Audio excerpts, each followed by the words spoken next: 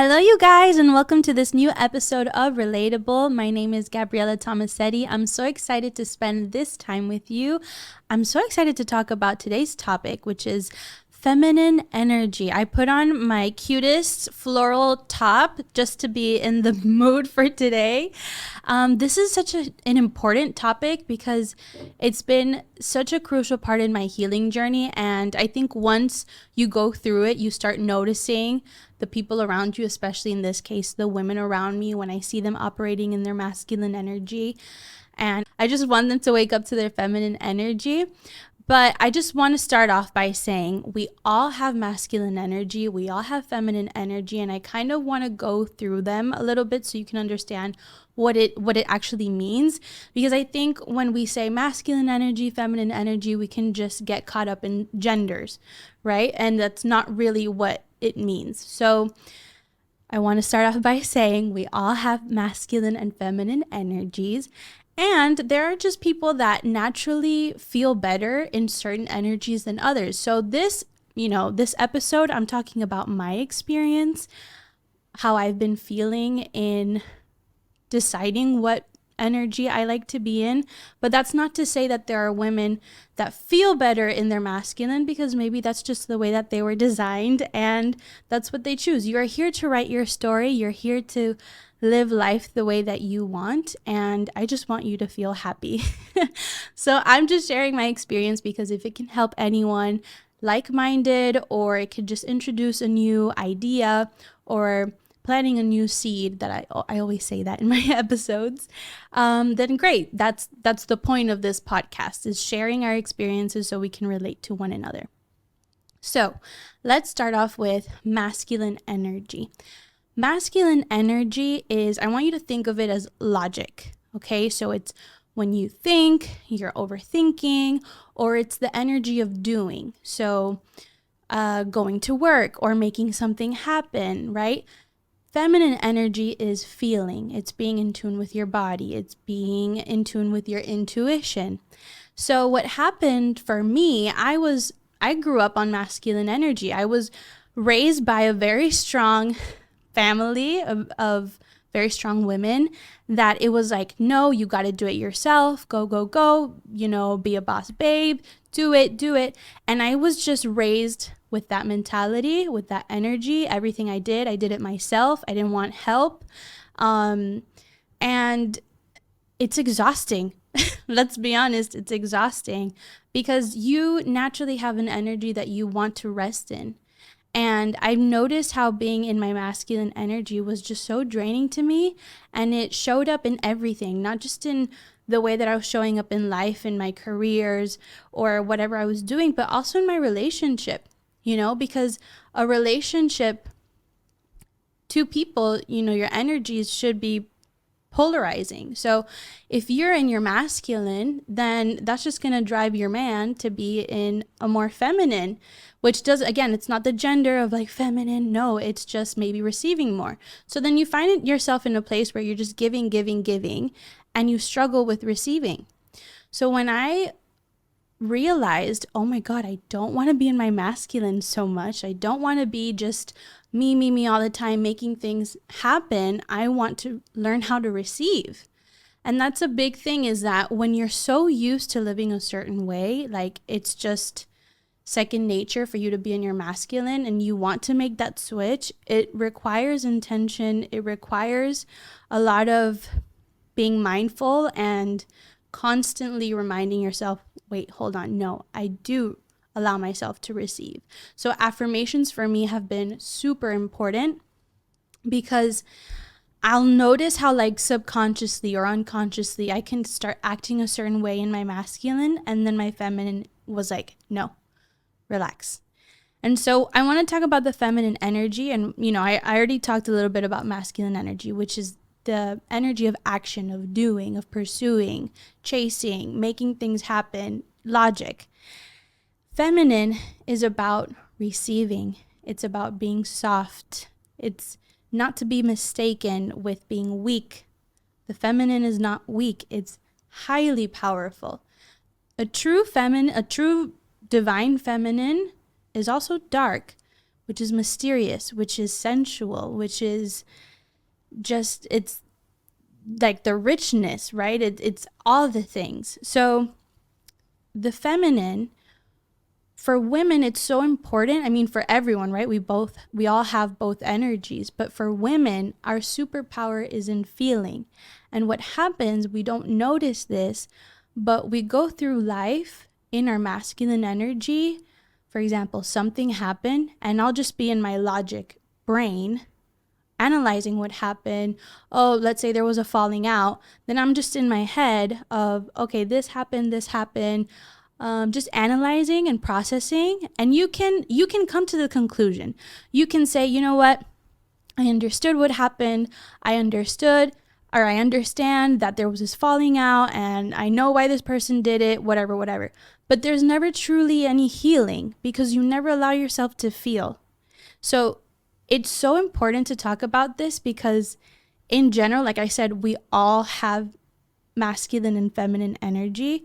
The feminine energy, when you allow yourself to feel and process, that's where true healing comes from. Allowing your feelings to come up and express them and manifest them. And if you need to cry, cry. If you need to yell, yell. Like, it's not neglecting how your body feels, because again, if we're in our masculine and we're in our logic, you can understand and rationalize things all day, and you'll convince yourself that you're fine, but your body is holding on to resentment, or it's holding on to fear, or whatever it is. So for me, in my healing journey, I'm not kidding, when I started being intentional about being in my feminine, I would sit on my bed, I would just close my eyes, and I would say, how does my body feel? I would just ask that, and I would see if there was any tension. And if I was carrying tension, I would try to be like, okay, well, where is it coming from? Oh, I feel sad. Why do I feel sad? Oh, I feel sad because this happened. Okay. And just like letting it come out. So I want to bring that up because we need to process our feelings. And I was just talking about a situation that I'm in with my grandmother, and she is not doing well. I don't want to get into it, but recently this situation has just made me think about how a lot of sickness, a lot of illness comes from not facing our emotions and not facing how we feel in the moment that things bubble up. So we just suppress and we keep, and you can do that for years. And then you end up sick. People end up sick for many reasons, but a big part, if not the biggest part, is when you don't process your emotions. So I bring the feminine up for everyone, not just women, but for everyone, so that you can tune into your emotions, because it's so necessary and it's so important in healing and the quality of life in your future. So I wanted to bring that up. And then another part of the feminine, for me, what has helped me has been tapping into my femininity, which is, I call it like adorning yourself. So if that means wearing makeup or wearing clothes that you feel good in, or, wearing jewels or things that you can adorn yourself in and present yourself to the world as the queen that you are. I know it sounds cheesy, but it's true. You're just going to feel better about you and taking care of the way that you look. I don't mean it in a vain way, because there's a big difference between wearing makeup to hide. I don't mean that. I think that if your intention with makeup is to convince yourself that you're enough only with makeup, that there is trauma there, and that's not the biggest reason. That's not the best reason, sorry.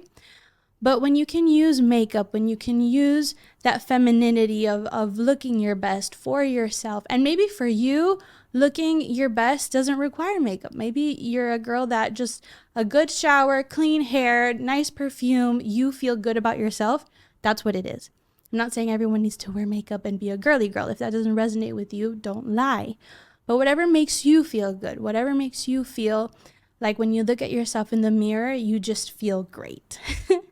And another thing has been moving my body. I've always loved dancing, but recently I've noticed that dancing intentionally not caring if I'm like dancing nice or whatever. Like I will be in my room, turn the lights off, put music, and just let my body move, especially because we all carry energy, right? So if we naturally don't move, we don't exercise, energy just gets stuck in our body, and that's not healthy. So if you start moving and you allow yourself to flow, the energy flows as well. And with that, also taking my life slowly. I mentioned how the feminine is soft, and she's also slow. Not slow because she doesn't know where she's going. No, she's clear, she's concise, she knows. But she's not in a rush. That's one of my biggest things. I hate being in a rush. Don't rush me. My life is here and now, and I want to savor every moment. When I talk about being soft, it's the way that I speak is also when you speak and you're around people, it's when you know what you want to say, when you know who you are, and the message that you carry is so valuable, and you know that whatever you want to share is just as valuable as everyone else, you slow down and you allow yourself to take up space.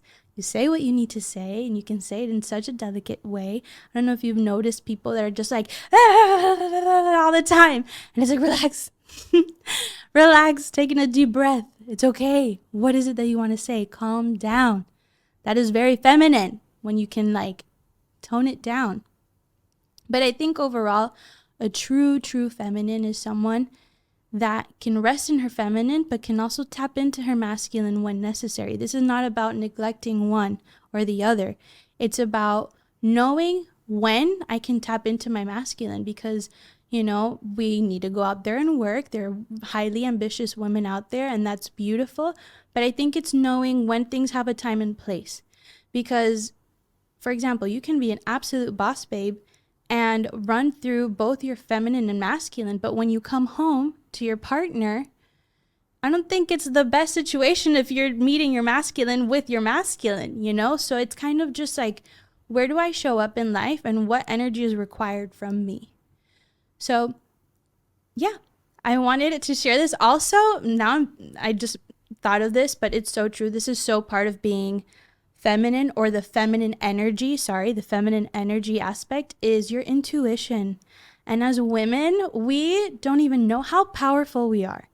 We are the walking portals to the divine. Like, please. And we settle for breadcrumbs. We're so powerful.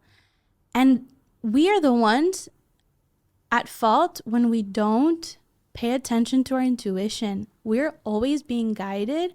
We're always being told how we feel. I think the biggest difference, because I can understand when someone's like, okay, but what if I have a voice in my head that is telling me to do this, but maybe it's not good for me? I think that's the difference between ego and your intuition. And the way you'll be able to discern is when you allow yourself to feel. Because again, feminine energy is your feeling. So let's say that you have this voice in your head that's telling you to do something. If you sit with it and say, how do I feel? And it makes you anxious, it makes you like not feel good, it's not in your highest interest. But if you have that gut feeling, that voice in your head that's telling you, this might be an uncomfortable decision to make, but it is in your highest good, and you allow yourself to feel it, like sit with the feeling, you will know. Because it happens. Sometimes your intuition is telling you to make a decision that you don't want to, and that's why we don't follow our intuition. It's because we want to avoid certain things. But sometimes your intuition will tell you, hey, we have to make this decision. It is uncomfortable, but it is for your highest good. And if you allow yourself to sit with it, though it is it is an uncomfortable decision to make, and you can understand that, but you'll feel peace. You will know that it is in your highest good. So I just wanted to introduce these topics to you, because maybe there's something in there that you resonate with, and maybe it can encourage you to see things a little differently. Oh my God, I just remembered the biggest thing about feminine energy is receiving. Hello, I know I mentioned it, but I really want to go in there. Like, haven't you noticed, these are for the women that are on the same page as me, that have been running on their masculine. Some of you can't even accept a compliment. You don't even know how to receive a compliment without feeling the need to compliment someone back or feeling guilty that if you didn't. No, like, you can receive. You need to receive. Like, life wants to give you gifts and people and love and experiences. But if you are just in your masculine, I got this, don't come near me, I can handle it all myself, you're also robbing the person next to you from expressing their love to you. You know, like, let's say I'm a gift giver, or my friend is a gift giver, and they want to express love to me through giving me a gift, and I'm just so like, no, it's okay. I'm robbing them of the experience of expressing love. That's not nice either. But the root cause to that is you don't think that you're enough. You don't think that you are worthy, that you are deserving. And so it requires a lot of work. It requires a lot of intention because, like I said, when you're so used to running on masculine energy, making that shift has to be intentional. And I do it by affirmations, and it's not perfect. You know, they're like life. Recently, I've been thinking about this a lot. Life is like ocean waves. There are natural highs there, and then there are calm waters. And there are moments where you might feel off track, but as long as you're mindful and intentional and you can bring yourself back to the moment and align yourself again and say, okay, we might have been a little bit more masculine, maybe subconsciously, let's bring it back. And so you say affirmations, and a big one that I say, and I've said it in other episodes, is I am a queen, I sit on my throne, and I allow myself to receive. For someone that struggled so much with receiving, I have to tell myself this. If I want change, I have to say it. There's just no other way. So things like that, or how I mentioned in the episode about like my weight loss, when I went on walks, I had to slow myself down. I intentionally tell myself, slow down. Why are you rushing? What's going on? What's the root of it? Are you trying to avoid something? Are you not feeling something? So again, I know I keep saying like me sigo despidiendo without finishing, but now I think I got it off my chest. I hope you guys like this video, and I hope it sparks up a conversation. And also I hope it sparks up just questioning within you and being like, wait, what energy am I running on? And you'll know, because I see it a lot. I see it in my friends around me that are running on masculine energy that is not natural to them, and they're drained. They're so drained. But it can only change when you're intentional about it. It can only change when you become aware first, right? And say, oh, I do tend to be this way. I do struggle with receiving. I do struggle with letting men in my life take the lead. And now I have to practice doing the opposite. I say we learn through contrast. So, yeah, I hope you like this episode. And please let me know your thoughts. And I will see you in our next episode. I hope you have a beautiful and blessed day. Thank you for tuning in with me. I'll see you. Bye.